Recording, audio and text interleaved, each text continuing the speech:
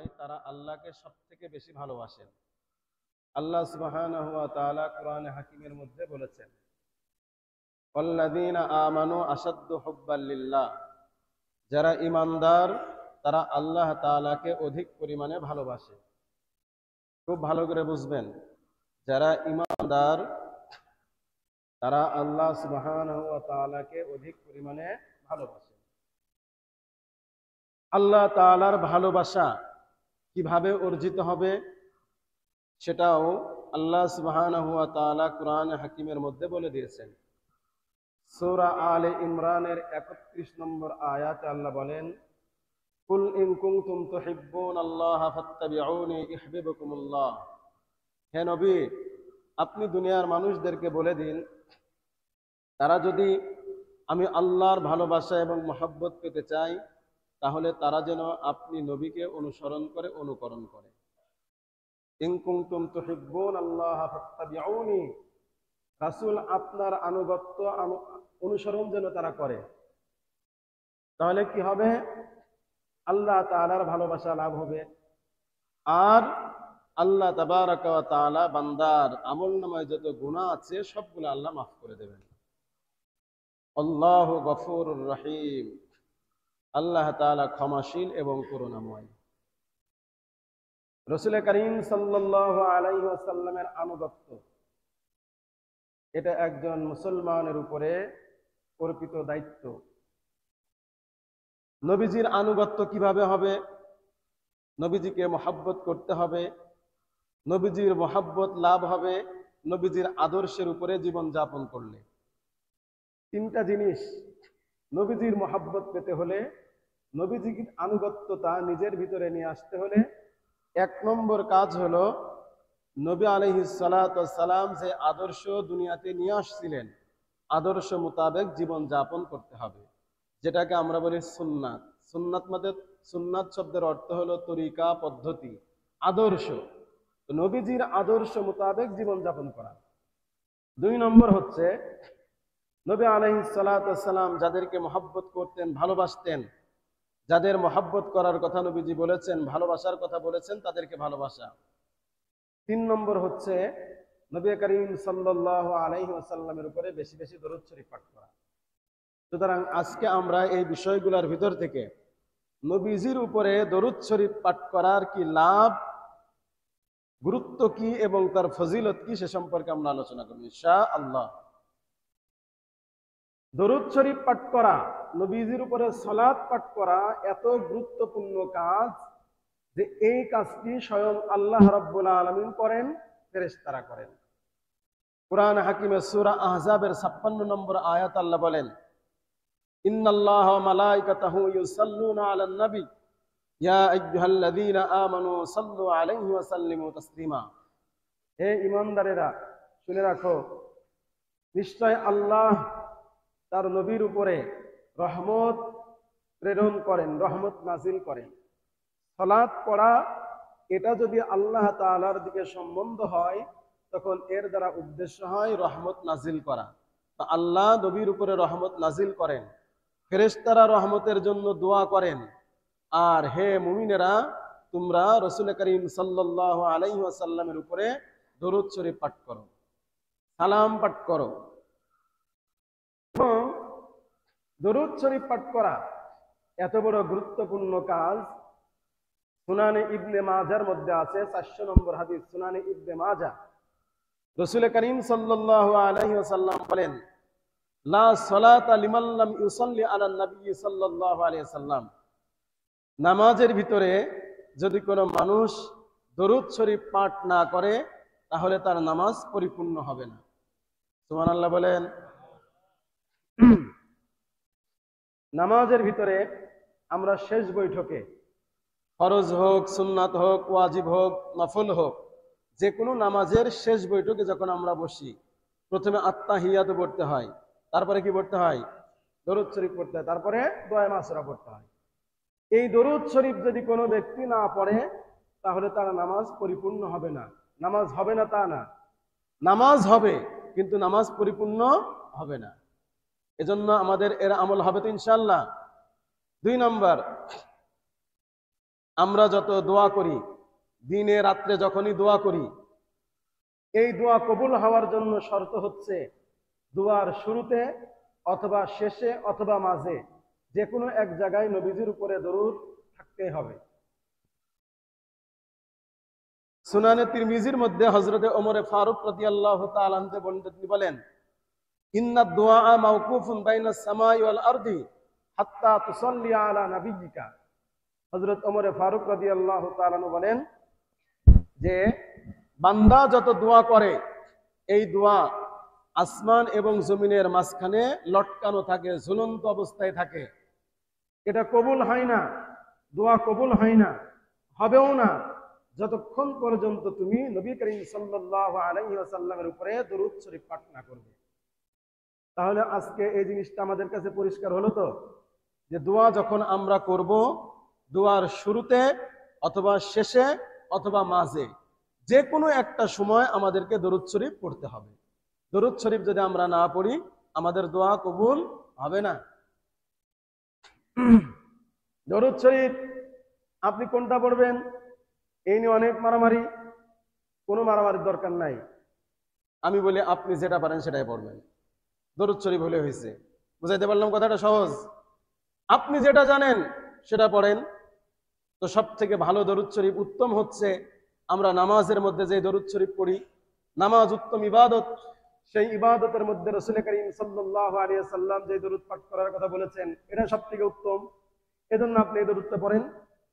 আপনার হাতে সময় কম বা আপনি পারেন না, আপনি সর্বকনিষ্ঠ দরুদ শরীফ সাল্লাল্লাহু আলাইহি ওয়াসাল্লাম এটা পড়েন, হয়ে যাবে, অসুবিধা নেই। দরুদ পাঠ করতে হবে। দরুদ পাঠ করা ব্যতীত আপনার দোয়া কবুল হবে না, আসমান জমিনের মাঝে লটকানো থাকবে। রাসূল করিম সাল্লাল্লাহু আলাইহি ওয়াসাল্লামের উপরে দরুদ শরীফ পাঠ করা অত্যাধিক গুরুত্বপূর্ণ সওয়াবের কাজ, এবং এই কাজ যারা করে তাদের মর্যাদা বাড়ে, এবং আল্লাহ সুবহানাহু ওয়া তাআলা রাসূল করিম সাল্লাল্লাহু আলাইহি ওয়াসাল্লামের উপরে সারা বিশ্বে যত দরুদ ও সালাম পাঠ করা হয় সমস্ত দরুদ আল্লাহর রসুলের কাছে প্রেরণ করার জন্য আল্লাহ তাআলা ফেরেশতা নিযুক্ত করে রেখেছেন। হাদিস শরীফের মধ্যে রাসূল আকরাম সাল্লাল্লাহু আলাইহি ওয়াসাল্লাম বলেন, ইন্না লিল্লাহি মালাইকাতান সাইয়্যাহিন। আল্লাহ তাআলা কিছু ফেরেশতা, ভ্রাম্যমান কিছু ফেরেশতা নিযুক্ত করে রেখেছেন, যেই ফেরেশতাদের কাজ হচ্ছে দুনিয়ার আনাচে কানাচে যখনই কোনো বান্দা নবীজির উপরে দরুদ শরীফ পাঠ করে ওই দরুদ রসুলের কাছে পৌঁছে দেয় তারা। তাহলে আমাদের যে অনেকের একটা বিভ্রান্ত বিশ্বাস আছে যে আমরা যখন দরুদ শরীফ পড়ি নবীজি সেখানে উপস্থিত হয়, এ কথাটা কি ঠিক হবে? হ্যাঁ, ডাহা মিথ্যা কথা, ডাহা মিথ্যা কথা। নবী আলাইহিস সালাতু ওয়াস সালাম তার কবরে, তিনি জিন্দা কবরে, তিনি কখনো কোথাও উপস্থিত হন না। উপস্থিত হওয়াতে এটা নবীজির জন্য সম্মানের কাজ না, বরং সম্মানের কাজ এটাই যে নবীজি যেখানে আছে সেখানে গিয়ে তার জিনিসটা পৌঁছে দেওয়া। এটা হলো রসুলের জন্য সম্মান। রসুলের কত সম্মান দেখেন। এমন হয় নাই যে কোরআন শরীফের আয়াত নাজিল হচ্ছে যেখানে রসুল দৌড়ে চলে গেছেন সেখানে। খুব ভালো করে ক্লিয়ারলি বুঝবেন।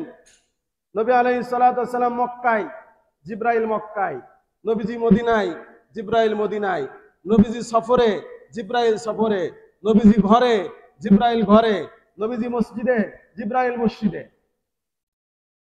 অর্থাৎ কুরআনে কারীমের মতো জিনিস নাজিল হচ্ছে, আল্লাহ স্বয়ং নাজিল করছেন জিব্রাইল আলাইহিস সালাতু ওয়াস সালামের মারফতে। এই কোরআনে হাকিম তেলাওয়াত যেটা নাজিল হচ্ছে সেটা শোনার জন্য নবীজিকে দৌড়াইতে হয় নাই, বরং নবীজি যেখানে আছেন জিব্রাইল সেখানে দৌড়িয়েছেন। আর আপনি আমি দরুদ শরীফ পড়ব, নবীজি ওখানে দৌড়াবেন। আলিয়াযুবিল্লাহ, নাউযুবিল্লাহ বলেন। এই ধরনের বিশ্বাস নিয়ে যদি কেউ কবরে যায় সে ঈমান নিয়ে কমপক্ষে কবরে যেতে পারবে না। এটা নবীজির জন্য ইহানত এবং অসম্মানী ছাড়া আর কোনো কথা হতে পারে না। ধরনের কথাবার্তা এটা বলাও যাবে না, বিশ্বাসও করা যাবে না। বরং আমাদের বিশ্বাস হচ্ছে নবীজি যেখানে আছেন ফেরেশতারা নবীজির কাছে দরুদ শরীফ পৌঁছে দেয়। এটাই নবীজির হাদিস। এজন্য নবীজির মহব্বত যদি আমরা পেতে চাই, আর নবীজির মহব্বত না পেলে তো উপায় নাই। যেই ব্যক্তির সাথে নবীজির যত বেশি মহব্বতের সম্পর্ক হবে, ভালোবাসার সম্পর্ক হবে, সে ব্যক্তি নবীজির সব থেকে কাছে থাকবেন। রাসূলুল্লাহ বলেন, ইন্না আউলান নাস বি ইয়াউমাল কিয়ামাতি আকসারুহুম আলাইয়া সালাতান, কিয়ামতের ময়দানে ওই ব্যক্তি সব থেকে আমি নবীর বেশি নিকটে থাকবে যেই ব্যক্তির আমলনামার ভিতরে সব থেকে বেশি দরুদ শরীফ পাওয়া যাবে। এজন্য নবীজির মহব্বত করা, নবীজির সাথে মহব্বত স্থাপন হওয়ার সব থেকে বড় একটা মাধ্যম হলো দরুদ শরীফ পাঠ করা। আর যেই ব্যক্তির সাথে রাসূল করিম সাল্লাল্লাহু আলাইহি ওয়াসাল্লামের মহব্বত আর ভালোবাসার সম্পর্ক তৈরি হয়ে যাবে, রাসূল করিম সাল্লাল্লাহু আলাইহি ওয়াসাল্লাম তার জন্য সুপারিশ করবেন। সুবহানাল্লাহ বলেন।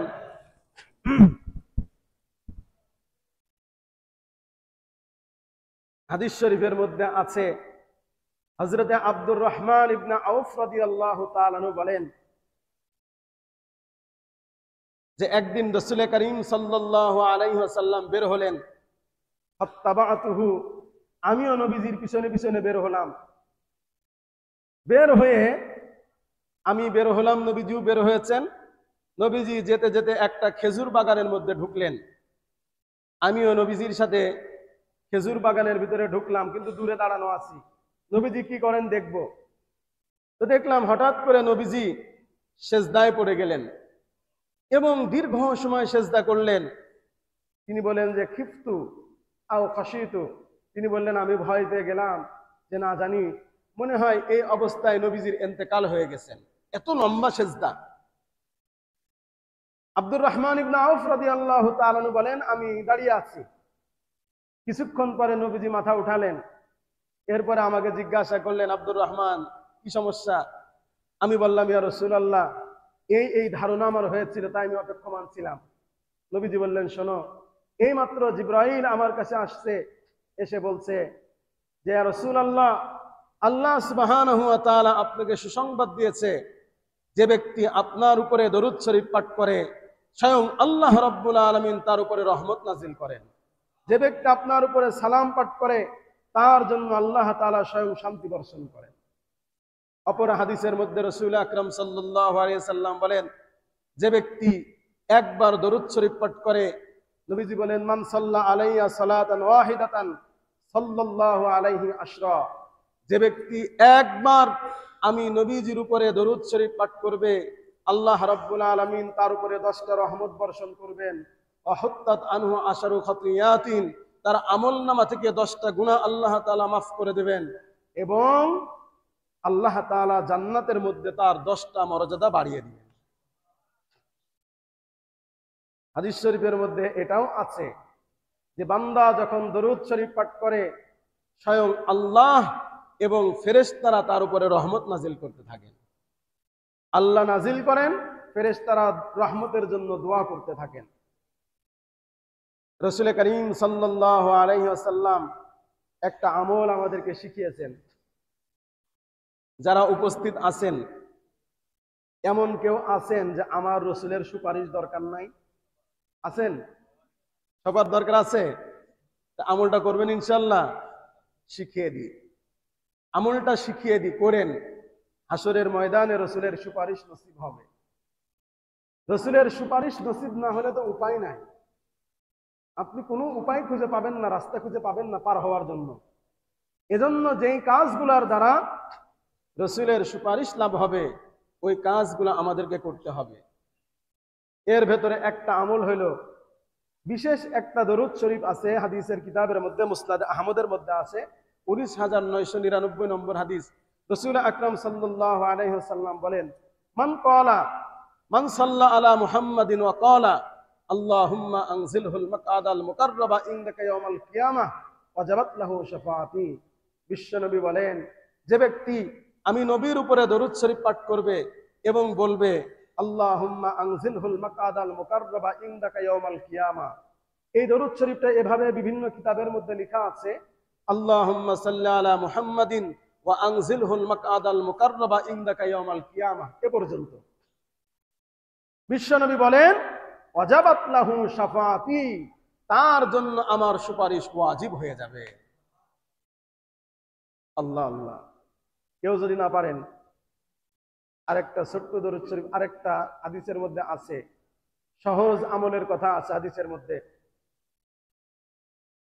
আল কাউলুল বাদি ফিস সালাতি আলান নবী একটা কিতাব আছে। এই কিতাবের মধ্যে তিনি লিখেছেন, নবীজি বলেন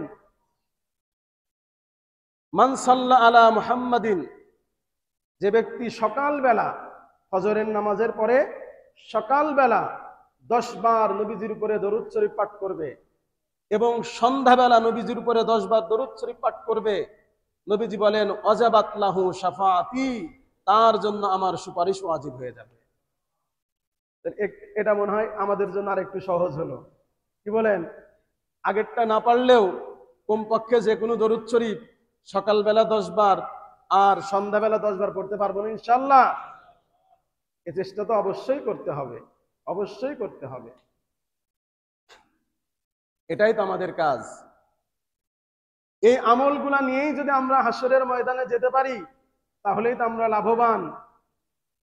আর যদি রসুলের সাথে ভালোবাসা, রসুলের সাথে মহাব্বত না নিয়ে কবরে যায়, তাহলে তো কোনো লাভ নাই। হযরতে সাহাবায়ে কেরাম নবীজির মহব্বতে, নবীজির ভালোবাসায় ঘর বাড়ি মাল সম্পদ এমনকি পরনের কাপড়টা পর্যন্ত খুলে দিয়েছে ইসলামের মহব্বতে, ইসলামের ভালোবাসায়, এমনকি জীবনটা পর্যন্ত দিয়ে দিয়েছে। আমাদের তো ভাই এত বলা হচ্ছে না, আমাদের বলা হচ্ছে যে নবীজির আদর্শের উপরে শুধু উঠে আসো। কিতাবের মধ্যে আছে এক সাহাবীর নাম হলো, ইসলাম গ্রহণ করার পূর্বে ছিল আব্দুল উজ্জা, ইসলাম গ্রহণ করার পরে তার নাম হয় আব্দুল্লাহ। এই আব্দুল উজ্জা তার চাচার কাছে বড় হচ্ছিল। চাচা আব্দুল্লাহর চলাফেরা দেখে তার একদিন সন্দেহ হয়েছে, তো ডেকে বিভিন্ন কথা বলছে। এক প্রসঙ্গে হযরত আব্দুল্লাহ বললেন যে চাচা, মুহাম্মদ সাল্লাল্লাহু আলাইহি ওয়াসাল্লাম সম্পর্কে তোমার মতবাদ কি, ধারণা কি? তো সে তো বুঝে ফেলছে যে ভাতিজা কি বলতে চাই। তো চাচা জিজ্ঞেস করছে যে ভাতিজা, তুমি কি মুহাম্মদের ধর্মকে বিশ্বাস করো? হযরত আব্দুল্লাহ রাদিয়াল্লাহু তাআলা বলছেন যে চাচা, অনেকদিন অপেক্ষায় ছিলাম যে আপনি আগে ইসলাম গ্রহণ করবেন, তারপরে আমি ইসলাম গ্রহণ করব, কিন্তু দেখলাম যে না, আপনার মধ্যে এরকম কোনো মন মানসিকতাই নাই, তাই আমি কালিমা পড়ে মুসলমান হয়ে গেছি। আব্দুল্লাহ রাদিয়াল্লাহু তাআলা আনহুর চাচা বলছেন, ভাতিজা এর পরিণাম কি হবে তোমার কি জানা আছে? আব্দুল্লাহ রাদিয়াল্লাহু তাআলা আনহু বললেন, চাচা যা মনে চায় তাই আপনি করতে পারেন। চাচা বললেন যে তুমি এতিম, তুমি যেই ঘরে থাকো ঘরটা আমার দেওয়া, গরু বাছুর উট ভেড়া যা আছে সবগুলো আমার দেওয়া, সবগুলো আমাকে ফেরত দিতে হবে। হযরত আব্দুল্লাহ রাদিয়াল্লাহু তাআলা আনহু বললেন, জান দিয়ে দিলাম। এবার চাচা বলে, ভাতিজা শুধুমাত্র এইগুলা দিলে হবে না, তোমার পরনের মধ্যে যে কাপড় পরা আছে ওটাও আমার দেওয়া, আমার কাপড়টা আমাকে খুলে দিতে হবে। হযরত আব্দুল্লাহ জুলবিজাদাইন রাদিয়াল্লাহু তাআলা আনহু সাথে সাথে টান দিয়ে কাপড়টা খুলে ফেলে দিলেন। যুবক মানুষ মায়ের কাছে গিয়ে বললেন, মা ঘরের মধ্যে কোনো কাপড় আছে কিনা? একটা ছোট্ট কম্বল বের করে দিলেন। কম্বলটা 2 টুকরা করে একটা পড়লেন, একটা গায়ের মধ্যে দিলেন। এই অবস্থায় কষ্ট করে মক্কা ছেড়ে হাঁটতে হাঁটতে হযরত আব্দুল্লাহ জুলবিজাদাইন মদিনায় পৌঁছে গেলেন। হজরের সময় আল্লাহর নবী দেখেন গেটের মধ্যে কে যেন দাঁড়ানো, অবস্থা বড় ভয়াবহ নাজুক তার। বিশ্বনবী জিজ্ঞাসা করলেন, তোমার পরিচয় কি? সে বলল, ইয়া রাসূলুল্লাহ, ইয়া হাবিবাল্লাহ, আমার নাম হলো আব্দুল উজ্জা। ইসলাম গ্রহণ করার কারণে ঘর বাড়ি সবকিছু হারিয়েছি, এমনকি আমার পরনের কাপড়টা পর্যন্ত সাথে করে আনতে পারি নাই। বিশ্বনবী বললেন, এখন থেকে তোমার নাম আর আব্দুল উজ্জা নয়, আজ থেকে তোমার নাম হলো আব্দুল্লাহ। এই সাহাবীর বৈশিষ্ট্য ছিল, ঘর বাড়িতে কোনো কিছু নাই, তাকে আসহাবে সুফফার মধ্যে থাকতে দিলেন। তিনি খুব জোরে জোরে কোরআন শরীফ তেলাওয়াত করতেন, জোরে জোরে পড়তেন। সাহাবায়ে কেরাম নবীজির কাছে আপত্তি জানাইলেন যে সে জোরে জোরে কোরআন তেলাওয়াত করে আমাদের ডিস্টার্ব হয়।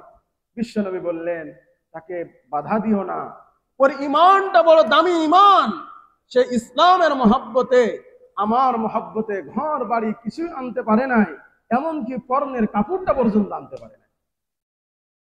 কিছুদিন পরে যুদ্ধের দামামা বেজে উঠলো। আব্দুল্লাহ জুল বিজাদাইন বলছে, ইয়া রাসূলুল্লাহ, আমি যুদ্ধে যাব। নবীজি বললেন, তোমার যা দরকার নাই, তুমি থাকো।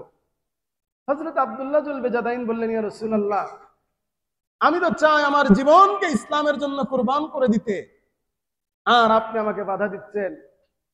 হযরত রাসূল আকরাম সাল্লাল্লাহু আলাইহি সাল্লাম বললেন, আব্দুল্লাহ, এখন যদি তোমার মৃত্যু যদি বিছনাতেও হয়, তারপরেও তুমি হাসরের ময়দানে শহীদ হিসেবে উঠবা। আল্লাহ রসুল একটু গাছের বাকল চাইলেন, ছাল চাইলেন, হযরত আব্দুল্লাহর হাতের মধ্যে বেঁধে দিয়ে আল্লাহর কাছে দোয়া করলেন, আল্লাহ, আমি আব্দুল্লাহর রক্তকে কাফেরদের জন্য হারাম করে দিলাম। কয়েকদিন তিনি অসুস্থ হয়ে গেলেন, মারা গেলেন। নবীজির কাছে সংবাদ দেওয়া হলো। রাসূল করিম সাল্লাল্লাহু আলাইহি সাল্লাম আসলেন, জানাজা পড়লেন। এরপরে নিজ হাতে নবীজি কবরের ভিতরে দাঁড়িয়ে হযরত আব্দুল্লাহ জুল বিজাদাইন রাদিয়াল্লাহু তাআলা আনহুকে কবরের মধ্যে রেখে দিলেন। সিদ্দিক আকবর কবরের পাশে দাঁড়ানো ছিলেন, ডুকরে ডুকরে কাঁদতে লাগলেন যে হায় আফসোস, আজকে যদি এই জানাজাটা আব্দুল্লাহর না হয়ে আমার হতো, আমি কত সৌভাগ্যবান হতাম যে আমার কবরের মধ্যে খোদ রাসূল করিম সাল্লাল্লাহু আলাইহি সাল্লাম নেমে যেতেন। আল্লাহ রসুল দোয়া করলেন, আল্লাহ, আমি সকাল পর্যন্ত সন্ধ্যা পর্যন্ত আব্দুল্লাহর উপরে খুশি ছিলাম, তুমি আব্দুল্লাহর উপরে খুশি হয়ে যাও। সাহাবায়ে কেরাম এভাবে নজরানা পেশ করেছেন। আরে সাহাবায়ে কেরাম তো অনেক দূরের কথা, এই যে আমাদের ভারতবর্ষেই বেশি দিন না, হয়তো 100 বছর মতো হবে, বা 90 থেকে 100।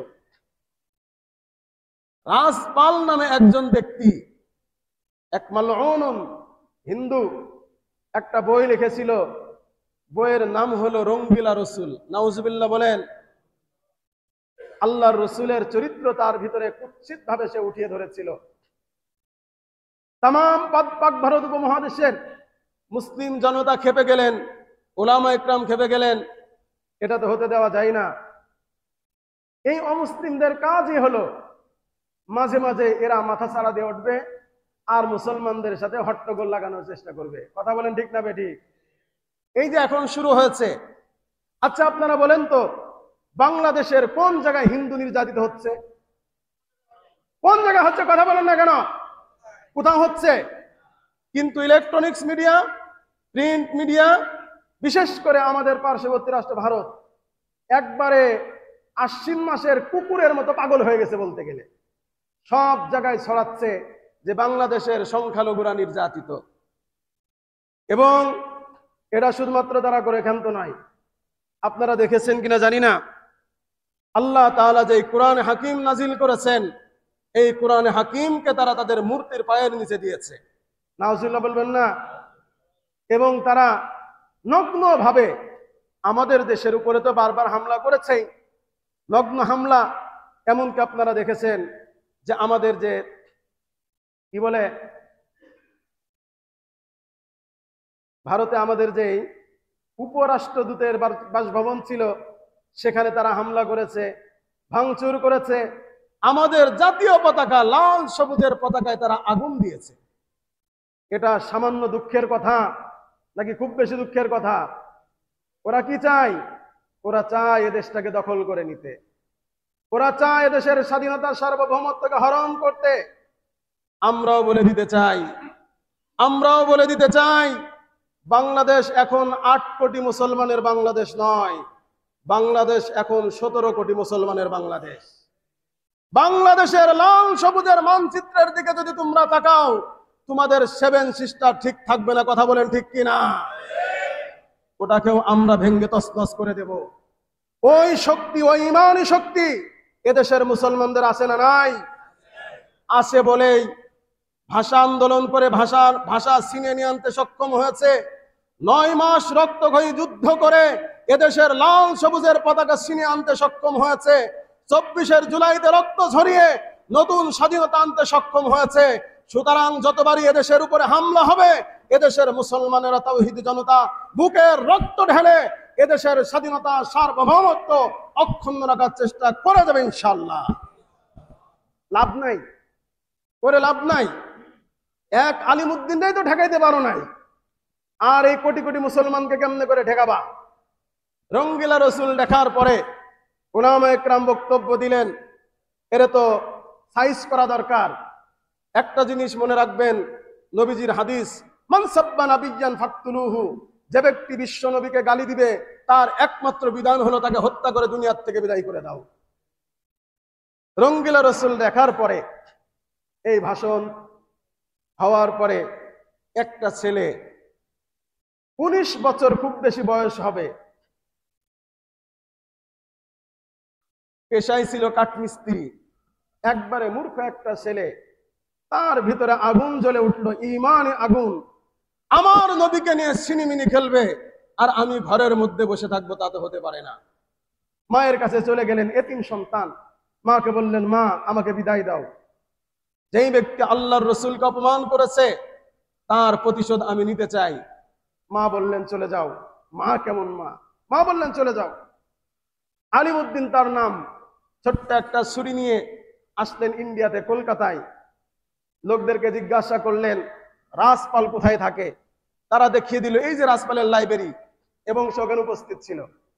সে যাওয়ার পরে বিভিন্ন কথাবার্তা বলে এক পর্যায়ে সে রাজপালের একবারে কলিজার মধ্যে ছুরি দিয়ে আঘাত করে সাথে সাথে হত্যা করে ফেললেন।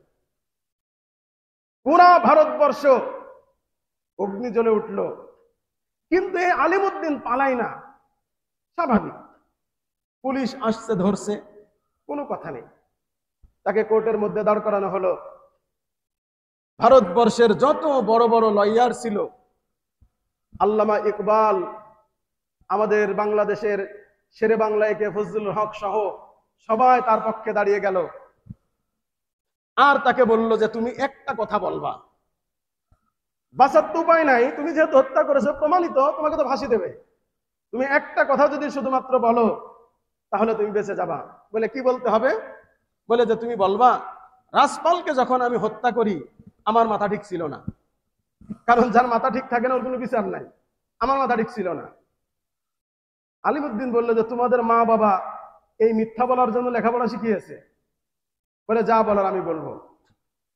কোর্টের মধ্যে দাঁড়িয়ে যখন বিচারপতি তাকে জিজ্ঞাসা করলো, আলিমউদ্দিন নির্দ্বিধায় তাকে জবাব দিল যে আমি যখন তাকে হত্যা করি সজ্ঞানে স্বেচ্ছায় আমি তাকে হত্যা করেছি, আপনাদের যা ইচ্ছা তাই করেন। আইনজীবীরা তাকে বলতে লাগলো, কি করলে তুমি? এখন তো তোমার ফাঁসি নিশ্চিত। বলে যে কি বলবো, করার তো কিছু নাই। কেন? আলিমউদ্দিন বললেন, আমি গত রাত্রে স্বপ্ন দেখেছি আল্লাহর রসুল একটা ফুলের মালা নিয়ে দাঁড়িয়ে আছে, ডান পাশে আবু বকর, বাম পাশে ওমর। নবীজি আমাকে বলছেন, আলিমউদ্দিন তাড়াতাড়ি আসো, তোমার জন্য আমি নবী ফুলের মালা নিয়ে অপেক্ষমান রয়েছি। কি মোহাব্বত কি মোহাম্মদ সে ওয়াফা তूने তু হাম তেরি হে। কবি বলেন যে তুমি যদি নবী মুহাম্মদের সাথে ভালোবাসার সম্পর্কটা জুড়ে দিতে পারো, আসমান জমিন লৌহ কলম সব কিছু তোমার পদতলে চলে আসবে। সুবহানাল্লাহ বলেন। নবী মুহাম্মদের সাথে ভালোবাসার সম্পর্ক তৈরি করা, আর সেই ভালোবাসার সম্পর্ক তৈরি করার একটা মাধ্যম হলো নবীজির উপরে বেশি বেশি দরুদ শরীফ পাঠ করা। রাজি আছি ইনশাআল্লাহ? রাসূল করিম সাল্লাল্লাহু আলাইহি ওয়াসাল্লামের উপরে বেশি বেশি দরুদ পাঠ করা। হাদিস শরীফের মধ্যে একটা দরুদের কথা আছে, বলেই শেষ করি। আল্লাহ রসুল বলেন, আল্লামা শিআরানী রাহমাতুল্লাহ আলাইহি কিতাবের মধ্যে উল্লেখ করেছেন, যে ব্যক্তি বলবে আল্লাহুম্মা সাল্লি আলা রূহি মুহাম্মাদিন ফিল আরওয়াহ ওয়া আলা জাসাদি মুহাম্মাদিন ফিল আজসাদ ওয়া আলা কবরি মুহাম্মাদিন ফিল কুবুর রাআনি ফি মানাবিহি। বিশ্বনবী বলেন, যেই ব্যক্তি এই তিন কালিমার একটা দরুদ শরীফ 70 বার পড়বে, আল্লাহুম্মা সাল্লি আলা রূহি মুহাম্মাদিন ফিল আরওয়াহ ওয়া আলা জাসাদি মুহাম্মাদিন ফিল আজসাদ ওয়া আলা কবরি মুহাম্মাদিন ফিল কুবুর, এই তিন বাক্যের দরুদ শরীফটা যেই ব্যক্তি পড়বে, আল্লাহর রাসূল বলেন রাআনি ফি মানামিহি, ওই ব্যক্তির সাথে আমার স্বপ্নে যোগে সাক্ষাৎ হয়ে যাবে। রাসূলকে দেখতে মনে চায় না? চাই কি চাই না? এই আমলটা করতে পারেন। ঈমান ঠিক রেখে, ইয়াকিন ঠিক রেখে আমলটা করেন, আল্লাহ চাহে তো আপনার সাথে নবীজির সাক্ষাৎ হতে পারে। নবীজি বলেন, জানো লাভ কি? আল্লাহর নবী বলেন, যেই ব্যক্তির সাথে আমার স্বপ্ন যোগে সাক্ষাৎ হবে, রাআনি ইয়াউমাল কিয়ামাতি, সেই ব্যক্তি কিয়ামতের ময়দানে আমাকে দেখতে পাবে। আমাকে খোঁজার জন্য কিয়ামতের ময়দানে দৌড়াইতে হবে না, বরং আমি বিশ্ব নবীর সাথে তার সাক্ষাৎ হয়ে যাবে। ওমর রাআনি ইয়াউমাল কিয়ামাতি, যেই ব্যক্তির সাথে হাসরের ময়দানে আমার সাক্ষাৎ হয়ে যাবে, শাফাআতুল লাহু, আমি বিশ্ব নবী তার জন্য একটা সুপারিশের কার্ড ধরিয়ে দিব, কার্ড দিয়ে দেব সুপারিশের। ওমান শাফাআতুল লাহু শারিবাত মিন হাউজি, আল্লাহর নবী বলেন, হাসরের ময়দানে সূর্যটা যখন মানুষের মাথার অর্ধ হাত উপরে চলে আসবে, জমি পুড়ে তামা হয়ে যাবে, মানুষগুলা পিপাসার্ত হয়ে যাবে, মরার উপক্রম যখন হয়ে যাবে, এই দরুদের আমল যাদের আমল নামার মধ্যে থাকবে, আল্লাহর নবী বলেন ওই মুহূর্তে আমি বিশ্ব নবী তাকে ডেকে ডেকে হাউজে কাউসারের পানি পান করিয়ে দেব। বলুন সুবহানাল্লাহ। হাউজে কাউসারের পানি সম্পর্কে বিশ্ব নবী বলেন, এই পানিটা মধুর থেকে মিষ্ট, দুধের থেকে সাদা হবে। এক ঢোক হাউজে কাউসারের পানি যেই ব্যক্তি পান করতে পারবে, আর কখনো পর্যন্ত সে পিপাসার্ত হবে না। এত দামি পানি পান করবে। বিশ্বনবী বলেন, আর যেই ব্যক্তি হাউজে কাউসারের পানি পান করবে, হাউজে কাউসারের পানি যার নসিব হবে, হারামাল্লাহু আলা জাসাদিহিন নার, আল্লাহ রাব্বুল আলামিন তার শরীরকে জাহান্নামের জন্য হারাম করে দেবেন। বলেন সুবহানাল্লাহ। চিৎকার দিয়ে বলেন না সুবহানাল্লাহ। দরুদ শরীফের এত লাভ, এজন্য ইনশাআল্লাহ আল্লাহর রাসূলের সাথে মুহাব্বত, আল্লাহর সাথে মুহাব্বত করা ছাড়া উপায় আমাদের নাই। দুনিয়ার অবস্থা বড় নাজুক, বড় ভয়াবহ, না জানি কোন সময় আমরা চলে যাই। নবী মুহাম্মদুর রাসূলের সাথে, আল্লাহর সাথে ভালোবাসা কায়েম করে যদি আমরা কবরে যেতে পারি, যা কবরে যেতে দেরি হবে, কবরটা আমাদের জন্য জান্নাতের বাগান হতে দেরি হবে না। হাসরের ময়দানে নবীজি আমাদেরকে সুপারিশ করে জান্নাত পর্যন্ত পৌঁছে দেবেন ইনশাআল্লাহ। আর নবীজির সাথে সেই ভালোবাসা তৈরি করার মাধ্যম হচ্ছে নবীজির প্রতি বেশি বেশি দরুদ শরীফ পাঠ করা। নাকি শুধুমাত্র মিলাদের সময়, হ্যাঁ, দোয়ার মাহফিলের সময় পড়তে হবে? কোনটা? দোয়ার মাহফিলের সময় নাকি সব সময়? সব সময়। কমপক্ষে প্রতিদিন নিয়ত করি যে 100 বার করে দরুদ শরীফ আমি প্রতিদিন পড়বো ইনশাআল্লাহ। পড়বো তো ইনশাআল্লাহ, আমল নামার মধ্যে যেটা থাকে। আল্লাহ তাআলা আমাদের সবাইকে তৌফিক দান করুন। আমিন সুম্মা আমিন। ওয়া আখিরু দাওয়ানা আলহামদুলিল্লাহি রাব্বিল আলামিন।